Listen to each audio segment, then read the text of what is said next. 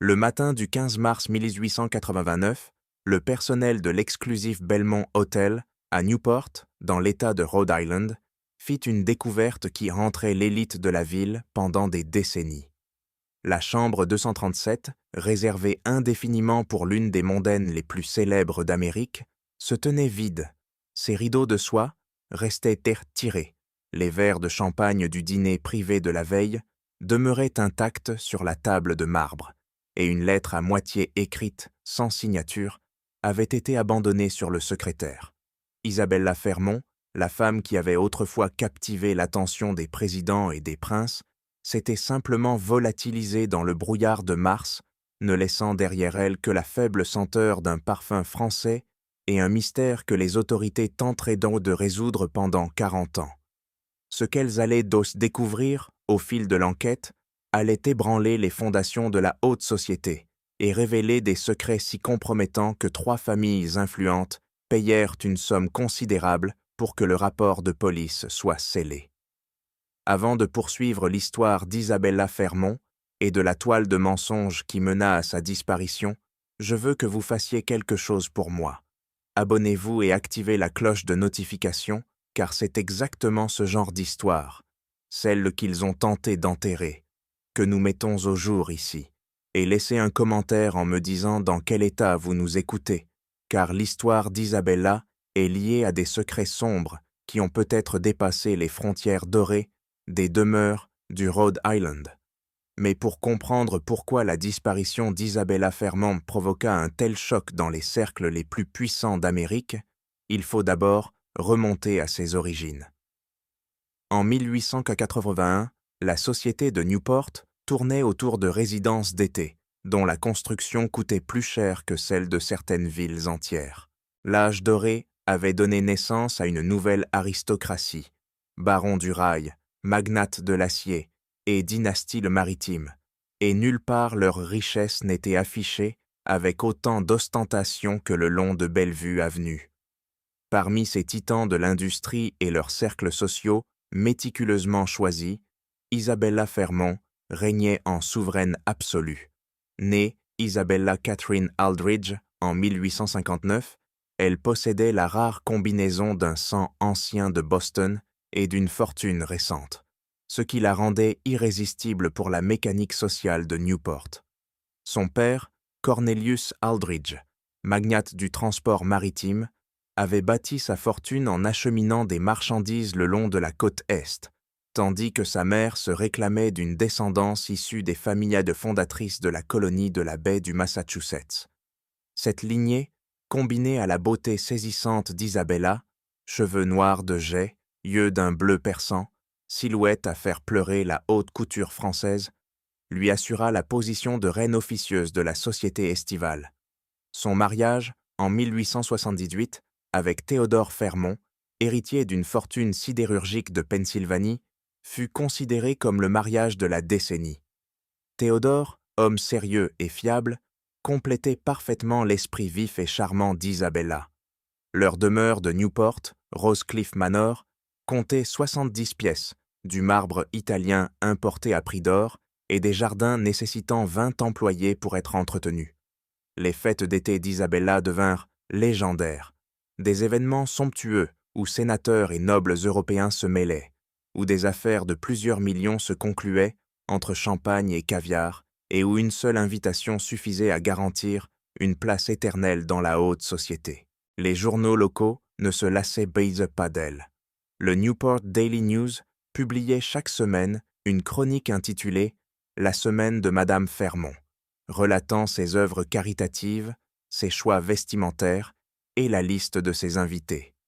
Elle soutenait les arts avec un véritable enthousiasme, finançant la construction du premier théâtre de Newport et choisissant elle-même les musiciens européens qui se produisaient lors de ses soirées. Son influence dépassait largement le cadre mondain. Les chefs d'entreprise ferroviaires sollicitaient son avis, les hommes politiques recherchaient en son appui, et même le président Chester Arthur avait dîné à sa table durant l'été 1883. Mais sous la surface éclatante de la vie, savamment orchestrée d'Isabella, des courants plus sombres, commençait déjà à se former. La machine sociale qui l'avait propulsé si haut fonctionnait à base de ragots, de rumeurs et de la menace constante du scandale. Dans le monde hermétique de Newport, fait de richesses héritées et de propriétés fabriquées, la réputation valait tout. Et comme Isabella allait bientôt le découvrir, elle pouvait être détruite avec une précision chirurgicale. Les premiers murmures apparurent durant l'été 1884, au cours de ce que les chroniqueurs appelleront plus tard la saison des ombres. Tout commença innocemment. Isabella fut aperçue dînant seule avec Jonathan Pembroke, un jeune architecte séduisant chargé d'ajouter des extensions à plusieurs manoirs de Newport. Pembroke, à peine âgé de 30 ans, possédait cette intensité romantique qui faisait battre les éventails des dames mariées. Il était arrivé à Newport avec des références impeccables et un passé mystérieux, ce qui ne fit qu'accroître sa fascination. Son arrivée à Newport avait été planifiée comme une campagne militaire. Ses œuvres précédentes, un manoir néo-gothique pour un baron de l'acier de Pittsburgh et la restauration d'un domaine colonial en Virginie, démontraient à la fois vision artistique et compétences techniques. Mais c'était son magnétisme personnel qui faisait le plus parler de lui. Grand et mince, avec des cheveux sombres qui tombaient sans cesse sur son front, et des yeux verts perçants qui semblaient voir au-delà des faux semblants de la haute société. Pembroke possédait ce que les autres gentlemen n'avaient même pas, le danger. Isabella fit sa connaissance lors d'une réunion du comité chargé d'étudier l'agrandissement de l'église Trinity. Elles examinaient des plans architecturaux lorsque Pembroke entra, et les témoins évoquèrent plus tard le moment électrique où leurs regards se croisèrent à travers la table de conférence en acajou. Ce qui avait commencé comme une consultation professionnelle évolua rapidement en quelque chose de beaucoup plus personnel et infiniment plus périlleux. Leur relation se développa avec cette intensité téméraire qui n'existe que lorsque deux fortes personnalités reconnaissent en l'autre une âme sœur. Pembroke venait à Rosecliff Manor sous prétexte de discuter de travaux, mais il disparaissait pendant des heures avec Isabella, se promenant dans ses jardins impeccablement entretenus ou s'enfermant dans son cabinet privé. Le personnel du manoir, pourtant formé à la discrétion, ne pouvait ignorer certains signes. La manière dont le rire d'Isabella changeait lorsqu'il était présent, la fréquence de ses visites ou encore les lettres portant son écriture reconnaissable entre toutes. Théodore Fermont, absorbé par son empire sidérurgique et confiant en la sagesse sociale de sa femme, resta aveugle à cet attachement grandissant. Il approuvait même le travail architectural de Pembroke et félicitait Isabella pour son excellent choix d'entrepreneur. Cette cécité allait le hanter plus tard, mais durant l'été 1884, Théodore ne voyait que ce qu'il voulait voir, sa belle épouse gérant leurs obligations sociales avec grâce et intelligence. La société de Newport fonctionnait cependant avec un niveau de surveillance digne d'un service de renseignement européen. En juin-août, les murmures s'étaient transformés en rumeurs, et en septembre, les rumeurs en certitude, Isabella Fermont avait une liaison. Les preuves étaient circonstancielles, mais accablantes dans le contexte moral impitoyable de la haute société. On l'avait vu entrer dans le studio temporaire de Pembroke sur Temple Street. Ils avaient été aperçus échangeant des propos intimes au casino, leurs têtes inclinées l'une vers l'autre d'une manière qui trahissait des secrets. Le plus compromettant, la femme de chambre personnelle de Madame Cornelius Vanderbilt affirma avoir vu un baiser passionné entre eux dans la serre lors d'un dîner privé. La machine sociale qui avait jadis élevé Isabella se retourna contre elle avec une précision mécanique. Les invitations aux réceptions exclusives se firent plus rares, les anciennes amies prirent un ton plus froid, et la chorégraphie soigneuse de la société de Newport, autrefois centrée sur elle, se réorganisa subtilement pour minimiser son importance.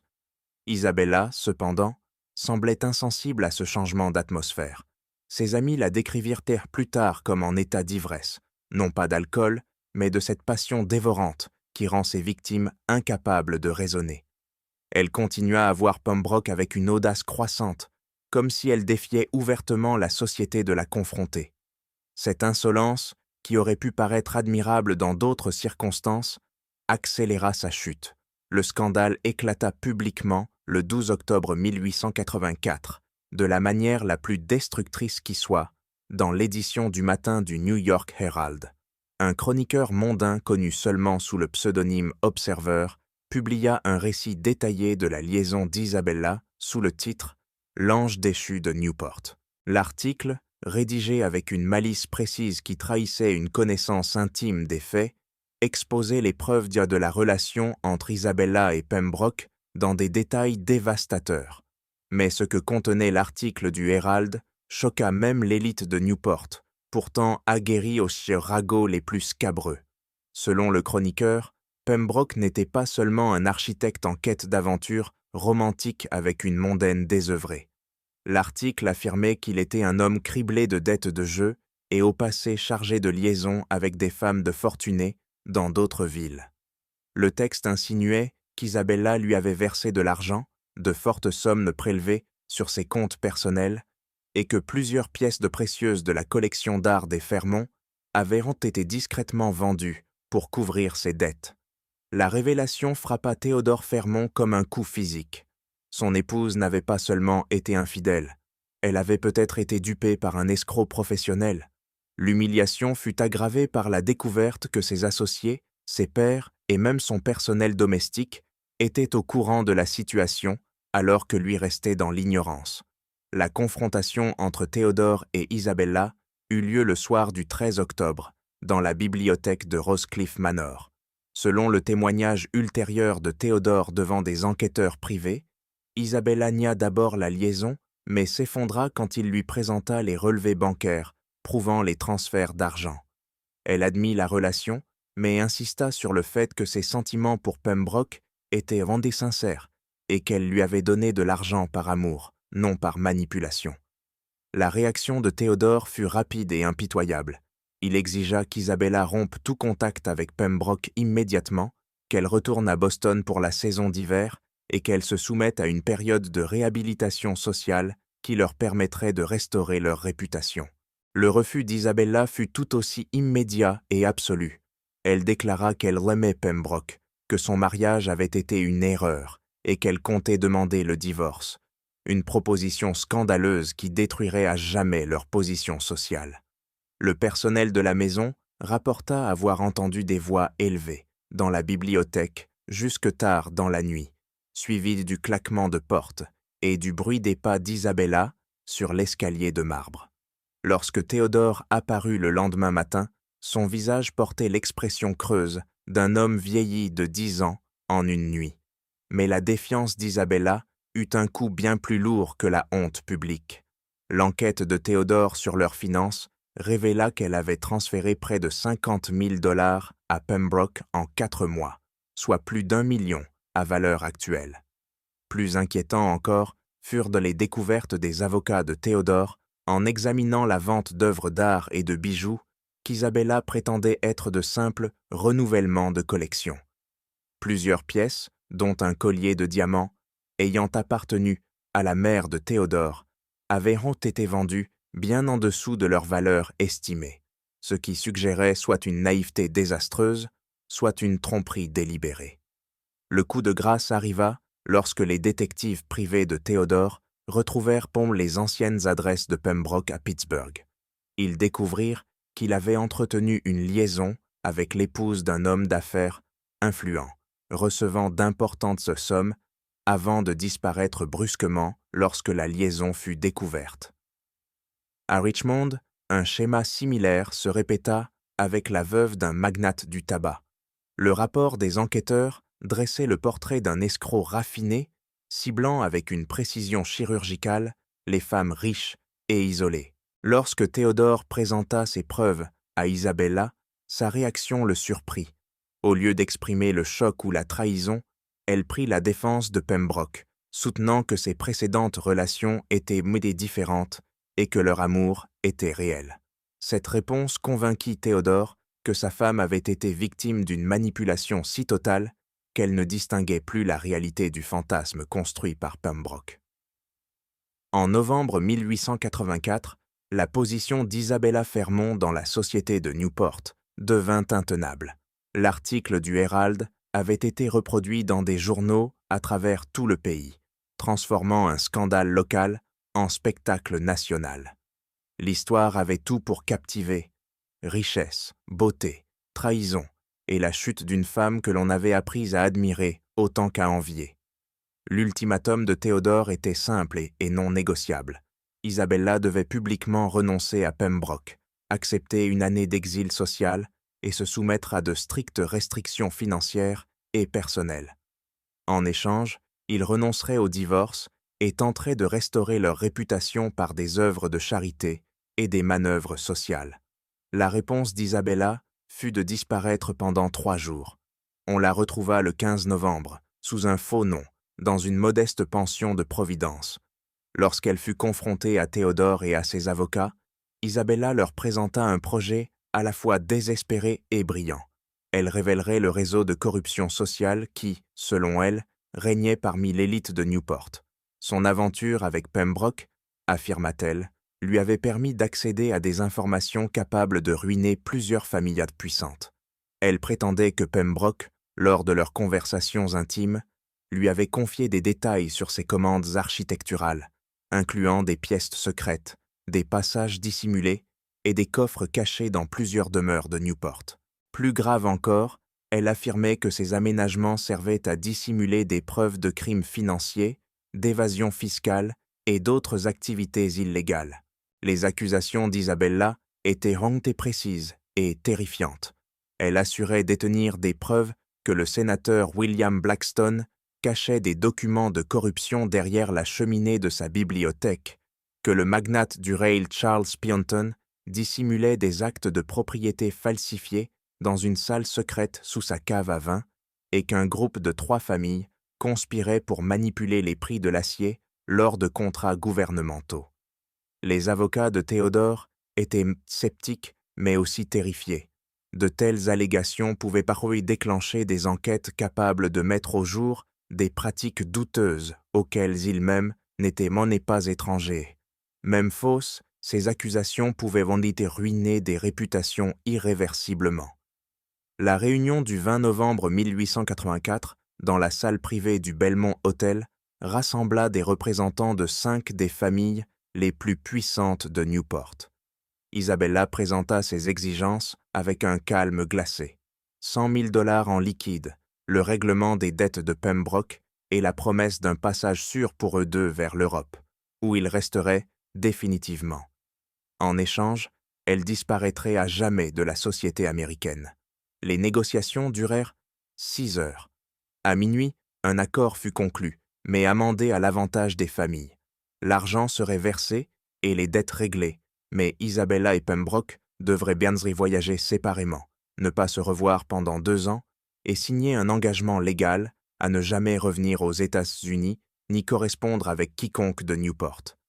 Isabella accepta, mais les témoins notèrent un changement en elle. Distraite, presque rêveuse, comme si ses pensées étaient ailleurs. Quand on lui demanda si elle comprenait la nature définitive de son exil, elle se contenta de sourire et répondit que certains sacrifices méritaient d'être faits par amour. L'argent fut livré à sa chambre du Belmont Hotel le 25 novembre 1884. Elle devait partir pour l'Europe le 2 décembre, à bord du Britannica. Pembroke avait quitté le pays 3 jours plus tôt sur un autre navire. Tout semblait prêt pour la plus coûteuse histoire d'amour de l'Amérique mondaine. Mais Isabella Fermont ne monterait jamais à bord du Britannica, et le mystère de ce qui lui arriva durant ces 7 derniers jours entrait Newport pendant 1 siècle. Sa dernière semaine en Amérique se déroula avec une précision méthodique, suggérant soit une préparation minutieuse, soit une angoisse croissante. Elle quitta sa pension de Providence et retourna à Newport, où elle prit une suite au Belmont Hotel sous son nom de jeune fille. Ce choix était hautement symbolique. Elle revenait à l'identité qu'elle avait avant le mariage, avant le scandale, avant la chute. Le personnel de l'hôtel rapporta qu'elle semblait remarquablement calme. Elle prenait ses repas dans sa chambre, ne recevait aucune visite et passait la plupart de son temps à écrire des lettres. Le réceptionniste, un jeune homme nommé William Chen, nota qu'elle en expédia au moins une douzaine, sans pouvoir se rappeler les destinataires. Le 28 novembre, Isabella fit une demande inhabituelle. Elle souhaitait qu'un photographe réalise son portrait. Marcus Steinberg, un photographe récemment installé et spécialisé dans les portraits d'âge de la haute société, décrivit plus tard la séance comme l'une des plus étranges de sa carrière. Isabella posa près de 2 heures, exigeant plusieurs clichés sous différents angles et éclairages. Elle paya en espèces et demanda que les plaques s'y soient développées immédiatement, attendant sur place les résultats. Steinberg se souvenait d'elle comme d'une femme encore magnifique, mais dont le regard exprimait une étrange combinaison de détermination farouche et de tristesse profonde. Elle n'arrêtait pas de réajuster son bijou préféré, une broche ornée de rubis qu'elle disait appartenir à sa grand-mère. Lorsqu'il lui proposa de refaire une séance après son retour d'Europe, elle se contenta de sourire et répondit que ce ne serait pas nécessaire.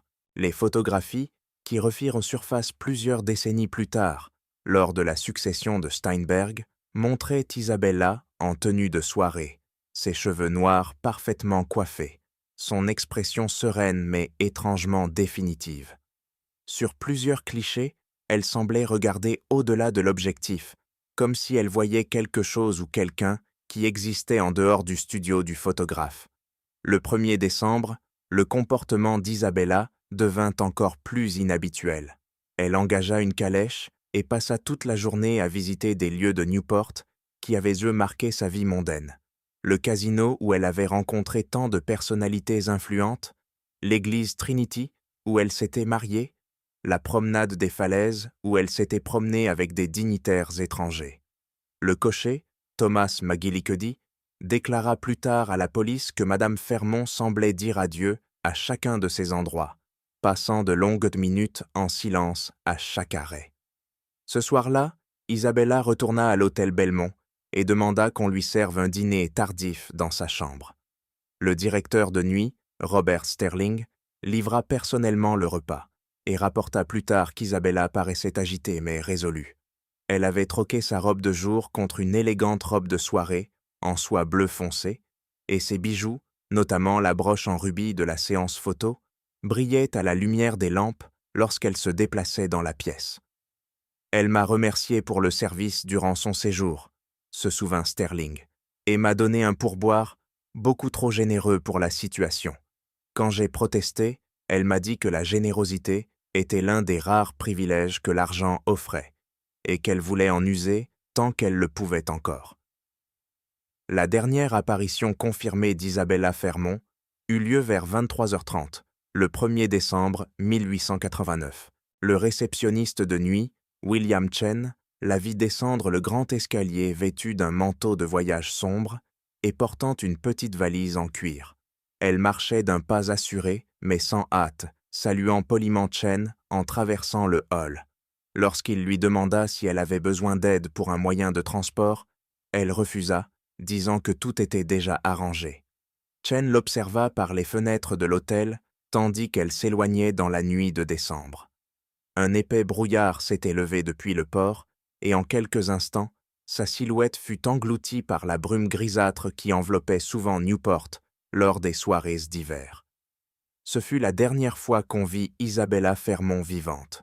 Lorsqu'elle ne se présenta pas pour son départ prévu à bord du Britannica le lendemain matin, Théodore Fermont contacta la police. L'enquête qui suivit allait révéler un réseau de secrets, de mensonges et de questions sans réponse qui entêteront les forces de l'ordre pendant des décennies. Le département de police de Newport n'avait jamais eu affaire à une disparition comme celle d'Isabella Fermont. En 1889, les enquêtes sur les personnes disparues reposaient sur les témoignages, les preuves physiques et un travail méthodique de déduction qui commençait à peine à s'imposer comme discipline professionnelle. Le chef détective Samuel Harrison, un homme méticuleux, formé sur des affaires de port et de conflits domestiques, aborda le dossier Fermont avec une rigueur systématique qui allait démarquer les méthodes policières du siècle suivant. La première phase de l'enquête se concentra sur les déplacements d'Isabella au cours de sa dernière semaine à Newport. L'équipe d'Harrison interrogea le personnel de l'hôtel, les cochers, les commerçants, et quiconque avait pu la croiser. Il se dégagea le portrait d'une femme qui semblait méthodiquement clore les chapitres de sa vie, comme si elle se préparait à un voyage dont elle ne reviendrait pas. Le contenu de la chambre d'Isabella fournit les premiers indices importants. Ses vêtements et effets personnels étaient soigneusement rangés, suggérant soit un départ précipité, soit une préparation minutieuse. Plus intrigante encore, certains objets manquaient. Plusieurs bijoux précieux, dont un bracelet de diamants que le personnel de l'hôtel l'avait vu porter plus tôt dans la semaine, avaient disparu. Ces papiers personnels contenaient dans des brouillons de lettres qui semblaient être des messages d'adieu destinés à des proches, mais les versions finales ne furent jamais retrouvées. Le plus déroutant était un document partiellement brûlé trouvé dans la cheminée de la chambre. Les fragments restants contenaient ce qui semblait être des calculs financiers et plusieurs noms, dont J.P., vraisemblablement Jonathan Pembroke, et W.B. Ce dernier mystifia d'abord les enquêteurs, jusqu'à ce qu'ils réalisent qu'il s'agissait probablement de William Blackstone, le sénateur qu'Isabella avait menacé de dénoncer.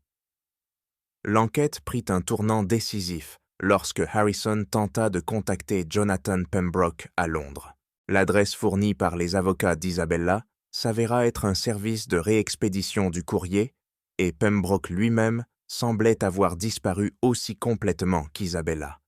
Les autorités britanniques répondirent qu'aucune personne correspondant à sa description n'avait séjourné dans les grands hôtels ou pensions de Londres. Cette découverte amena Harrison à une conclusion troublante. Soit Pembroke utilisait une fausse identité, soit il n'avait jamais quitté le pays. Les registres maritimes confirmaient qu'un certain Jonathan Pembroke avait bien réservé une traversée pour Londres, mais la liste d'embarquement révélait que le passager ne s'était jamais présenté. En fouillant davantage le passé de Pembroke, Harrison mit au jour un portrait plus sinistre. Les références professionnelles de l'architecte, bien qu'impressionnantes, étaient difficiles à vérifier. Ses projets précédents à Pittsburgh et Richmond étaient réels, mais les enquêteurs découvrirent qu'il avait quitté ces villes dans des circonstances douteuses, abandonnant des chantiers et laissant des dettes impayées. Plus inquiétant encore, un schéma récurrent apparaissait. Des relations avec des femmes fortunées, dans chaque ville où il s'était établi. Mais la découverte la plus choquante vint lorsque l'équipe d'Harrison examina les modifications architecturales apportées par Pembroke à plusieurs demeures de Newport. En collaboration avec les inspecteurs du bâtiment, ils confirmèrent qu'au moins 3 maisons contenaient donc des compartiments secrets et des passages cachés, exactement comme Isabella les avait décrits. Or, ces aménagements avaient été réalisés des mois avant que sa liaison avec Pembroke ne devienne publique, ce qui suggérait que leur relation avait été planifiée dès le départ. L'enquête prit une nouvelle direction lorsque Harrison reçut la visite inattendue de Madame Margaret Winthrop, une vieille femme qui avait travaillé comme couturière pour plusieurs familles de Newport. Madame Winthrop affirma avoir des informations sur la disparition d'Isabella, mais exigea un entretien privé et la garantie de rester anonyme. Son récit était à la fois fascinant et terrifiant. Selon ses dires, elle travaillait tard dans la salle de couture du manoir Péton, la nuit du 1er décembre, lorsqu'elle entendit des voix provenant de la maison principale. Curieuse de savoir qui pouvait bien rendre visite à une heure aussi tardive, elle s'approcha d'une fenêtre donnant sur la cour arrière. Ce qu'elle vit alors, affirma-t-elle, fut une rencontre clandestine entre Isabella Fermont et 2 hommes qu'elle ne reconnut pas. La conversation semblait tendue, Isabella gesticulant vivement, tandis que les 2 hommes restaient calmes et attentifs.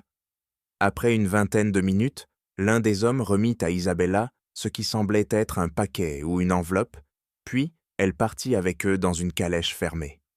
Le témoignage de Madame Winthrop était à la fois convaincant et problématique. Elle ne put fournir de description précise des 2 hommes, invoquant le manque de lumière et son angle de vue restreint. De plus, sa réputation à Newport était mitigée. Elle avait été renvoyée de plusieurs foyers pour avoir colporté des rumeurs sur la vie privée de ses employeurs. Harrison était sur le point d'écarter son témoignage lorsqu'elle mentionna un détail qu'elle seule pouvait connaître. Isabella portait la fameuse broche en rubis aperçue par le personnel de l'hôtel, et celle-ci reflétait la lumière de la lune d'une manière très distinctive. Juste quand on pensait avoir tout vu, l'horreur à Newport s'intensifia. Si cette histoire vous donne des frissons, partagez cette vidéo avec un ami amateur de mystères sombres. Cliquez sur « J'aime » pour soutenir notre contenu et n'oubliez pas de vous abonner pour ne manquer aucune histoire de ce genre. Découvrons ensemble ce qui s'est vraiment passé dans les derniers instants d'Isabella. La percée dans l'enquête du détective Harrison vint d'une source inattendue, les registres financiers des 5 familles de Newport qui avaient donc négocié l'accord d'exil d'Isabella. Travaillant avec un enquêteur fédéral spécialisé dans les crimes financiers, Harrison découvrit une série de transferts d'argent qui dressaient un tableau troublant des événements ayant précédé la disparition d'Isabella. Les $100 000 destinés à financer son exil en Europe avaient été transférés sur un compte bancaire new-yorkais, ouvert au nom de I.C. Aldrich, les initiales et le nom de jeune fille d'Isabella. Pourtant, ce compte n'avait jamais été utilisé. L'argent demeurait intact, ce qui suggérait qu'Isabella n'avait jamais eu l'occasion de le réclamer. Plus significatif encore, le compte avait été ouvert à l'aide de faux documents, et l'écriture sur les formulaires bancaires ne correspondait pas à celle, très reconnaissable, d'Isabella. Cette découverte mena Harrison à une conclusion glaçante. Quelqu'un avait usurpé l'identité d'Isabella lors des dernières négociations, ou bien tout l'accord d'exil n'était qu'une supercherie élaborée destinée à dissimuler un plan bien plus sinistre.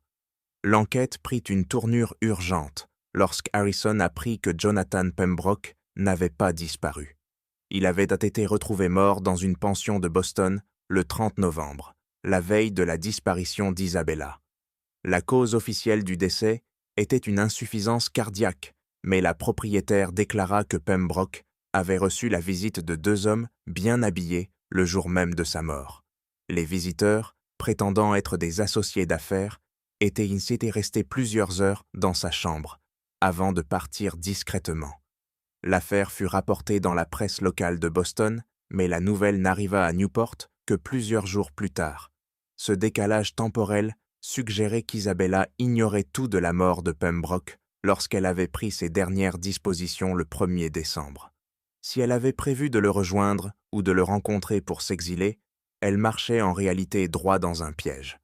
L'enquête d'Harrison se concentra alors sur l'identification des 2 hommes qui avaient rendu visite à Pembroke à Boston, les mêmes, sans doute, que Madame Winthrop affirmait avoir vus avec Isabella la nuit de sa disparition. La percée décisive survint lorsqu'il découvrit que plusieurs familles de Newport avaient eu recours à la même agence de sécurité privée, la Pinkerton Detective Agency, pour gérer les aspects sensibles du scandale lié à Isabella. Les dossiers des Pinkerton, obtenus sous pression légale par les enquêteurs fédéraux, révélèrent l'existence d'une véritable conspiration destinée à faire taire définitivement Isabella Fermont. Les rapports indiquaient que des agents avaient surveillé Isabella et Pembroke pendant plusieurs semaines, suivant leurs déplacements et interceptant leurs communications. Le plus accablant restait cependant les recommandations stratégiques contenues dans les rapports de l'agence. Le langage euphémistique évoquait la nécessité de neutraliser la menace et d'assurer une discrétion permanente. Des formules à peine voilées qui laissaient entendre que les détectives étaient passés de la surveillance à l'élimination.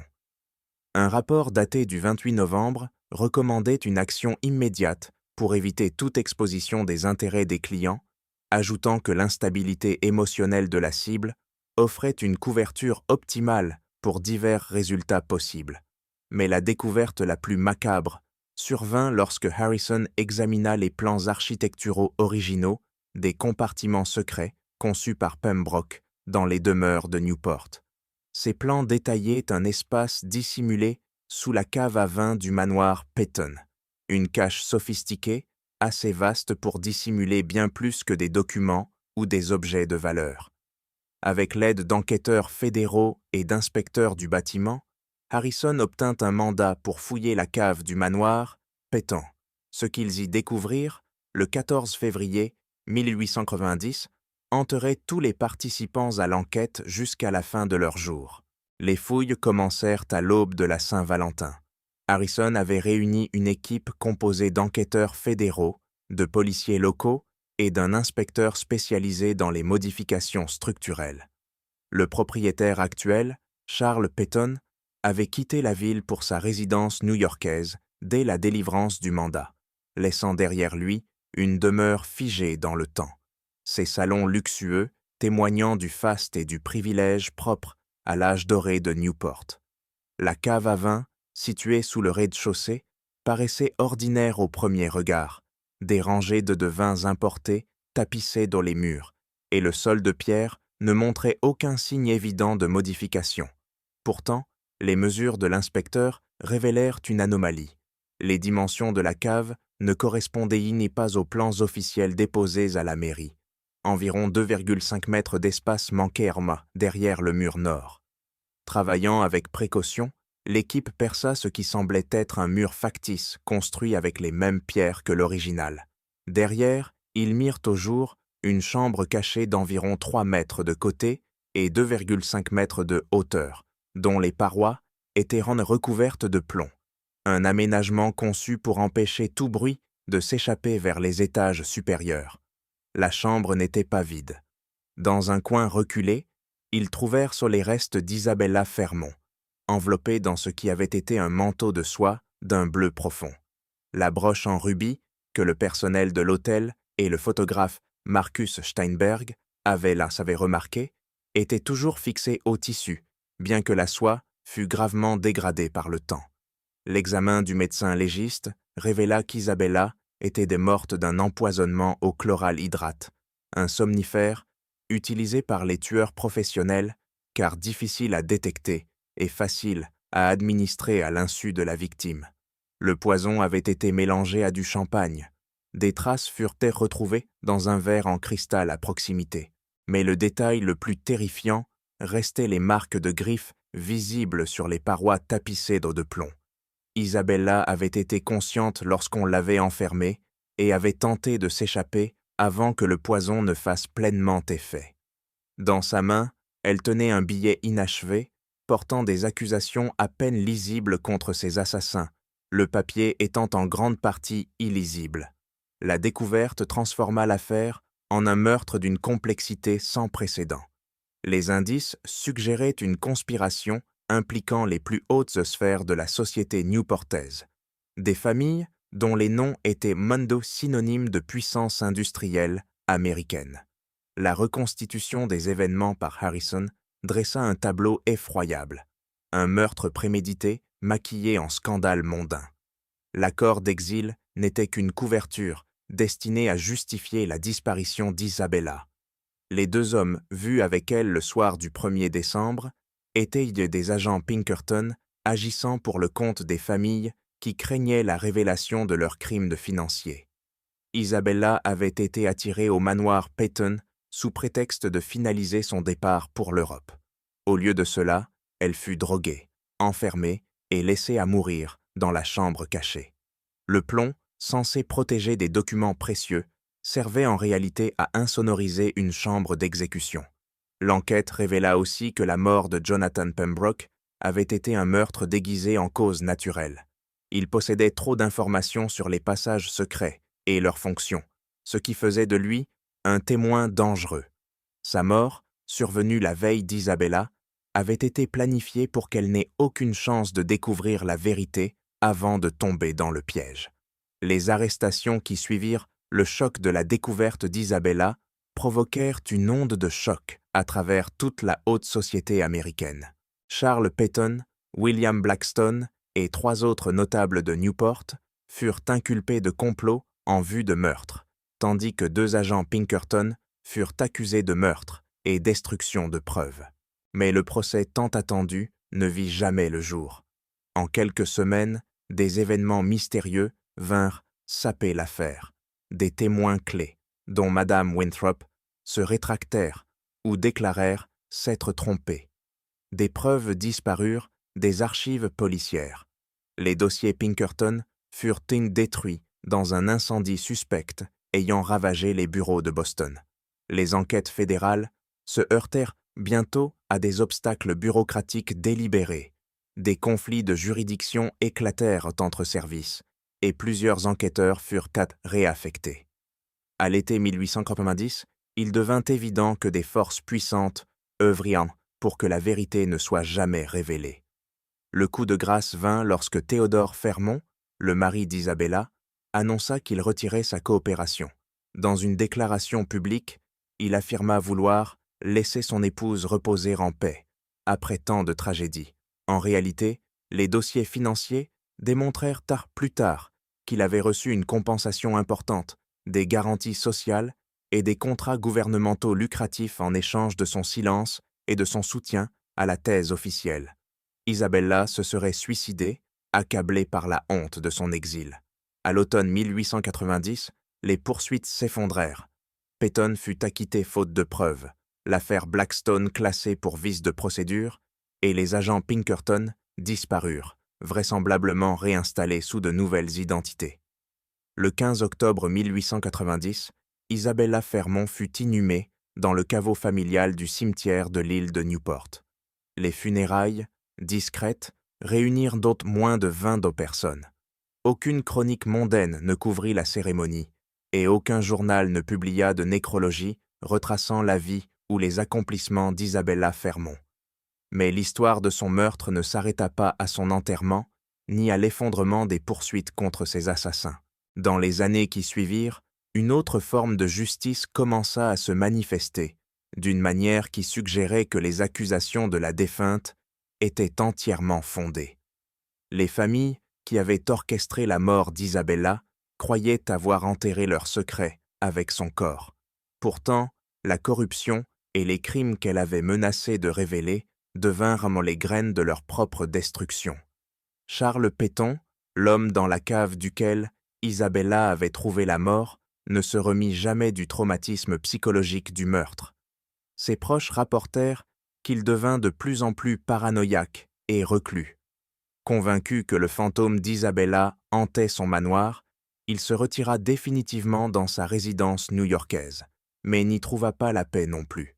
Son empire industriel, bâti sur des contrats gouvernementaux frauduleux qu'Isabella avait découverts, commença à s'effondrer lorsque des enquêteurs fédéraux, indépendants de l'affaire de Newport, mirent au jour des preuves de manipulation financière et de fraude systématique. Elle disparut en 1895, puis réapparut à plusieurs reprises, toujours liée à des tragédies. En 1902, avec une mondaine suicidée, en 1918, chez une héritière morte dans des circonstances étranges. Chaque propriétaire semblait partager le destin tragique d'Isabella. Théodore Fermont ne se remaria jamais. Il vécut discrètement à Boston jusqu'à sa mort en 1923, consacrant sa fortune à des œuvres protégeant les femmes victimes de violences. Son testament créa la Fondation Fermont, dédiée à l'enquête sur les crimes non résolus contre les femmes. Elle finança des dizaines d'enquêtes dans la région de la Nouvelle-Angleterre, révélant une violence systématiquement ignorée par la police. Mais le plus grand mystère resta celui des preuves qu'Isabella avait rassemblées. Malgré des recherches intensives, elles demeurèrent introuvables. Harrison pensait qu'elle les avait cachées avant sa rencontre fatale. En 1954, lors de rénovations à l'hôtel Belmont, on découvrit une enveloppe cachetée derrière une brique, marquée de ses initiales et datée du 30 novembre 1889. Elle contenait les preuves manquantes, documents financiers, lettres compromettantes, plans d'architecture des caches secrètes. La découverte, 65 ans après sa mort, confirma tout. Mais les coupables étaient donc depuis longtemps morts et la loi ne pouvait plus agir. Les documents furent remis à la Société historique de Newport, où ils sont toujours exposés. Les visiteurs disent ressentir un froid étrange en lisant ces lettres, comme si son esprit veillait à ce que son histoire soit enfin racontée. La chambre 237, où elle passa ses dernières nuits, fut transformé, mais les phénomènes persistèrent. Parfum français, pleurs de femme, sensation d'être observé. Le numéro fut retiré, la pièce convertie en réserve, sans effet. En 1979, l'historienne Margaret Steinberg publia Les meurtres de Newport, richesse, pouvoir et justice dans l'Amérique de l'âge doré. Ouvrage qui fit sensation. Elle y affirma qu'Isabella avait été tuée non par passion, mais par calcul. Un contrat d'affaires, froidement exécuté par des hommes pour qui la vie humaine n'était qu'une marchandise. Le cas fascina chercheurs et passionnés jusqu'au XXIe siècle. En 2019, le FBI annonça la réouverture de l'affaire avec des techniques modernes, bien que les poursuites fussent impossibles. Pour beaucoup, la vraie leçon d'Isabella n'était pas juridique, mais morale. Son meurtre révélait jusqu'où les puissants pouvaient aller pour préserver leurs privilèges. Sa mort reste un symbole du prix à payer pour la vérité. Cette histoire nous rappelle que certains secrets sont si dangereux que les puissants sont prêts à tuer pour les protéger et que la justice différée est souvent la justice niée à jamais. Les familles qui tuèrent Isabella échappèrent à la loi, mais non aux conséquences. L'une après l'autre, elles furent détruites par la même corruption qu'elles avaient semée. Et vous, que pensez-vous de cette histoire? Croyez-vous que toute la vérité a été révélée ou que des secrets dorment encore dans les manoirs de Newport? Le courage d'Isabella Fermont lui coûta la vie, mais grâce à elle, les crimes des puissants furent un jour exposés. Si vous avez aimé ce récit et souhaitez d'autres histoires sur les sombres secrets de l'élite américaine, abonnez-vous, activez la cloche et partagez cette vidéo. La vérité finit toujours par remonter à la surface, même quand les puissants essaient de l'enterrer à jamais. À très bientôt pour une nouvelle histoire.